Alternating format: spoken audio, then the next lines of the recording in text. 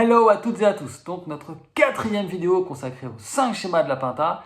Si vous n'avez pas vu les précédentes, vous pouvez aller voir les 3 premières, donc sur les 3 premiers schémas de la Pinta. Donc on fait la même méthode pour cette quatrième vidéo. Une vidéo chapitrée en description, vous avez 3 parties. 1, les bases, 2, approfondissement et 3, ce que j'ai appelé piment.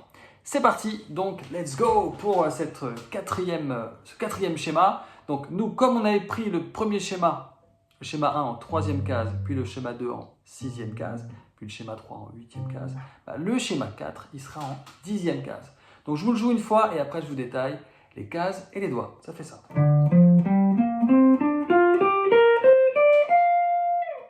On part de l'accord de mi grave et ça fait 10, 13.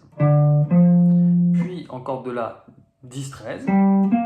Puis en corde de ré 10, 12. Puis en corde de sol 10, 12. Puis en corde de si 11, 13. Puis en corde de mi aigu 10, 13. Là pour les doigtés, un doigt égale une case, entre guillemets, ça veut dire doigt numéro 1, case 10, doigt numéro 2, case 11, doigt numéro 3, case 12, doigt numéro 4, petit doigt, case 13. Donc si je parle en doigt maintenant, ça va faire fort logiquement 1, 4, 1, 4, 1, 3, 1, 3, 2, 4, 1, 4. Ok? Donc pareil, à jouer ascendante, donc bao bao du grave vers l'aigu, c'est ça.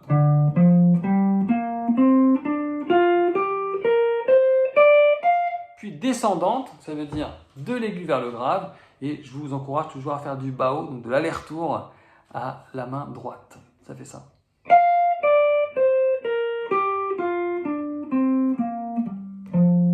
Donc vous pouvez enchaîner les deux, ascendant et descendant, ça fait.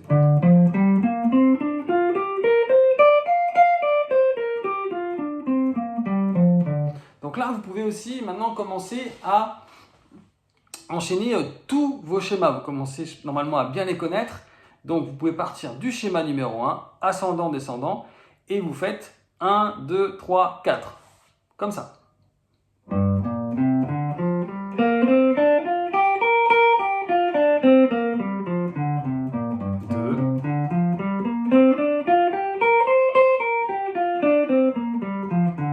3.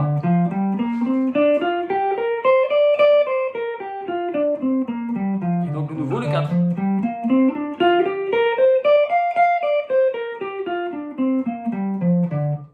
Voilà, donc tout ça à connaître par cœur, c'est un énorme outil pour vous, mais ce n'est qu'une base, ce n'est qu'un point de départ, d'où la deuxième partie d'approfondissement.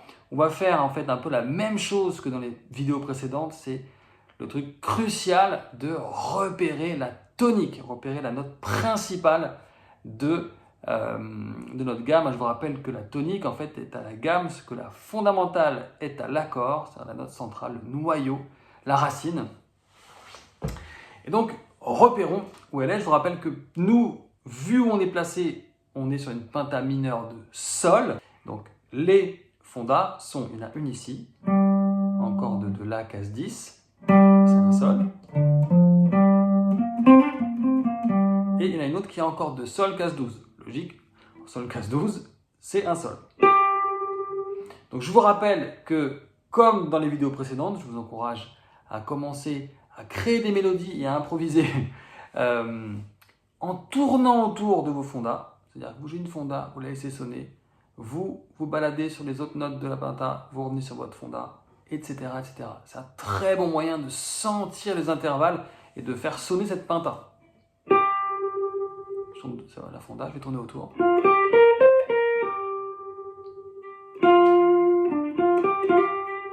Je descends.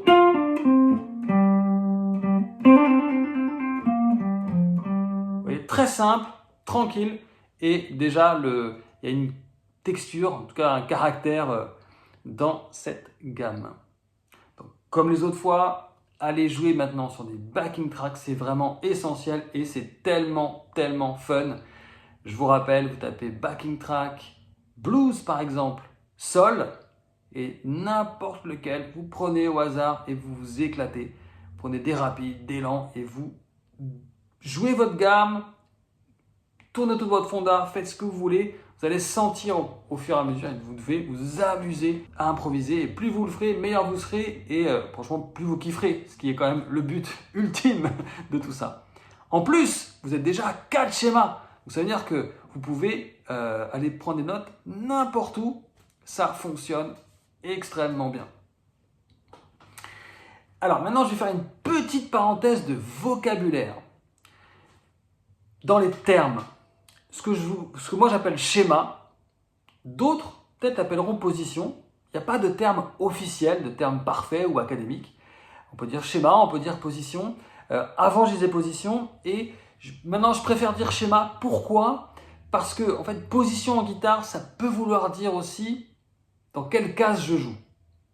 Or, le schéma, lui, il est le même quoi qu'il arrive et on va le jouer à différentes positions. Notre schéma numéro 1, quand on le joue en position 3, eh bien, il nous donne du sol mineur, par exemple. Notre schéma numéro 1, le même, mais quand on le joue en 5e case, on a vu que c'était du La. C'est pour ça que je préfère employer ces termes-là, mais d'autres emploient d'autres termes et ça marche très bien aussi. Passons maintenant à la partie numéro 3 que j'ai appelée affectueusement piment. Alors, en l'occurrence, je vais montrer un petit plan avec une note qui va servir de pédale sur laquelle on va s'appuyer. Donc, on est en fait on est frontière schéma 4 et schéma 5 qu'on n'a pas encore vu. Donc, ce plan, il fait ça.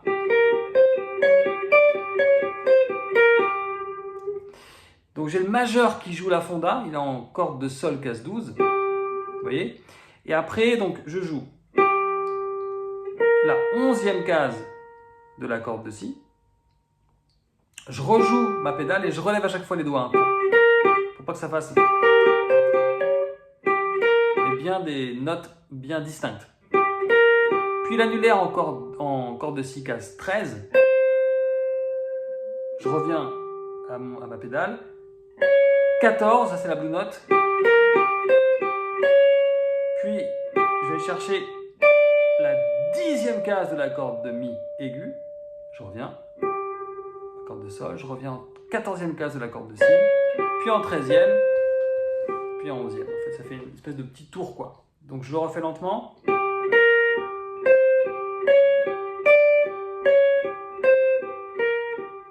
Toujours en bas haut évidemment.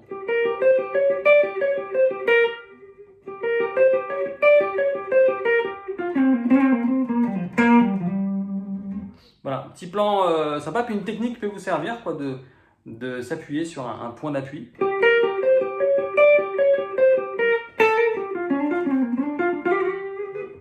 Voilà, c'était le petit piment, un petit plan qui est à la frontière entre le schéma 4 et le schéma 5. On verra donc la semaine prochaine. Mettez vos questions en commentaire si vous en avez, n'hésitez pas. Et passez une belle semaine et à la semaine prochaine pour le schéma numéro 5. Ciao!